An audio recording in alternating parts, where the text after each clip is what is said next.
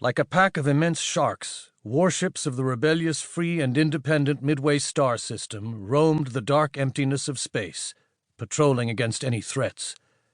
At other stars, the crumbling but still powerful and predacious empire of the Syndicate Worlds gathered forces and tried to stamp out revolution wherever it flared into existence. Midway, strategically positioned and a leader among the rebel star systems, knew it was only a matter of time until the Syndicate attacked again. "I almost wish something would—" "Don't say it. I'm sorry, Commodore. It's just that there are few tasks more boring than standing sentry," Capitan Diaz said, "especially deep in space, far from any planet or orbiting facility." "And few things more dangerous than becoming bored or distracted as a sentry," Commodore Marfisa reminded him, her voice sharp, "let alone jinxing us with careless wishes." "I was about to say how important it was to stay alert," Diaz added quickly. He raised his voice for the benefit of the specialists on the bridge of the heavy cruiser Manticore. "If you're on sentry and not paying attention, some enemy might sneak up and stick a knife in you." "Or one of your superiors might catch you napping," Marfisa said. "If that happens, you'll probably wish an enemy had killed you quickly instead." "That's the Syndicate way," Diaz agreed. "But we rebelled against the Syndicate." "And that's why we're on sentry duty," Marfisa said. "The Syndicate wants this star system back under their control." Her gaze shifted to the display before her command seat. The huge hypernet gate that helped make Midway Star System very important hung in space only 10 light minutes away, the massive structure seeming small and insignificant against a backdrop of endless stars. Space had a tendency to dwarf the mightiest human creations.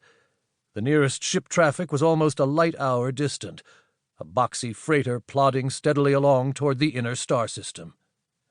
President Iceni, the only one whose orders Marfisa would respect, was 4 light hours away, on a planet orbiting only several light minutes from the star.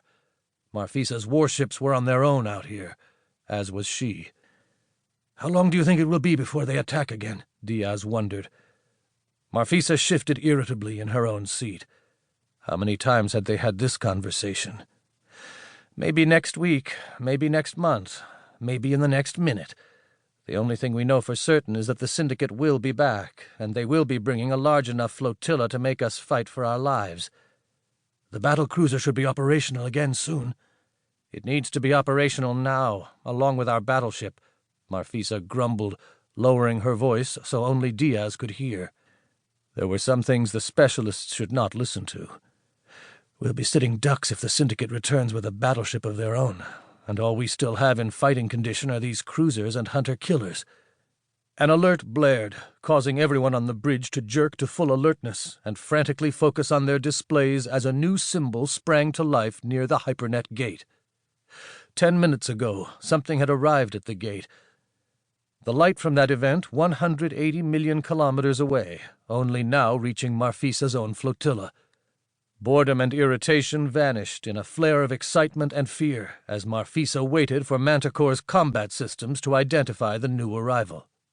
"We're getting a Syndicate ID on it," the senior watch specialist reported, drawing a curse from Capitan Diaz.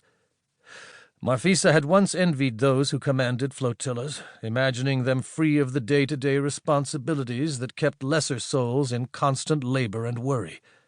But she had already learned that the burdens of being in charge, of having no one else to turn to for orders and guidance, were as heavy as a neutron star and as unforgiving as the pull of gravity from a black hole. And Marfisa would have to make all of the decisions. It would be almost 4 more hours before President Iceni even saw that a new Syndicate ship had arrived in this star system.